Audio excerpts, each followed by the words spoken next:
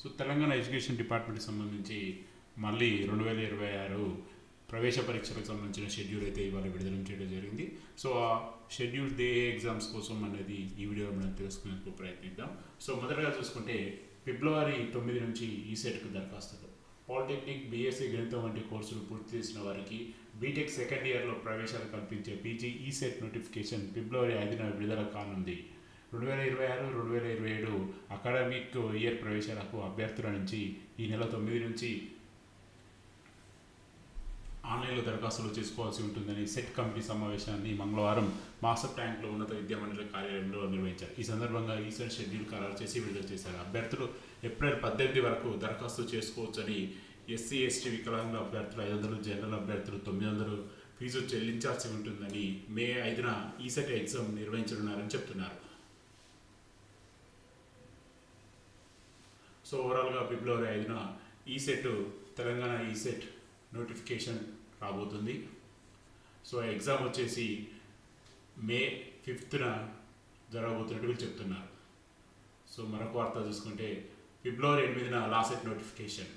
3 ఏళ్ళు 5 ఏళ్ళ లా మరియు ఎల్ఎల్ఎం కోర్సుల ప్రవేశాల కోసం నిర్వహించే పీజీ లాసెట్ 2026 నోటిఫికేషన్ ఫిబ్రవరి 8న విడుదల కానుంది. 10వ తేదీ నుంచి ఆన్లైన్లో దరఖాస్తులు స్వీకరిస్తారని సెట్ కమిటీ సమావేశాన్ని మంగళవారం మాస్టర్ ట్యాంక్లో ఉన్నత విద్యామండలి కార్యాలయంలో నిర్వహించారు. మండలి చైర్మన్ ఓయూ విసి మరియు వైస్ చైర్మన్, సెట్ కన్వీనర్ మొదలుగున వారందరూ కూడా పాల్గొని షెడ్యూల్ ఖరారు చేశారు. అభ్యర్థులు ఏప్రిల్ 1 వరకు దరఖాస్తు చేసుకోవచ్చని, ఆలస్య రుసుముతో మే 13 వరకు దరఖాస్తులకు అవకాశం కల్పించారు. ఈ పరీక్షలను మే 18న 3 సెషన్లో నిర్వహిస్తారు. పూర్తి వివరాల కోసం లాసెట్ tgche.ac.inలో చూడాలని చెప్తున్నారు. సో ఓవరాల్గా ఫిబ్రవరి 8న లాసెట్ నోటిఫికేషన్ అయితే విడుదల కాబోతుంది. అదేవిధంగా మే 13 వరకు దరఖాస్తు చేసుకోవచ్చు.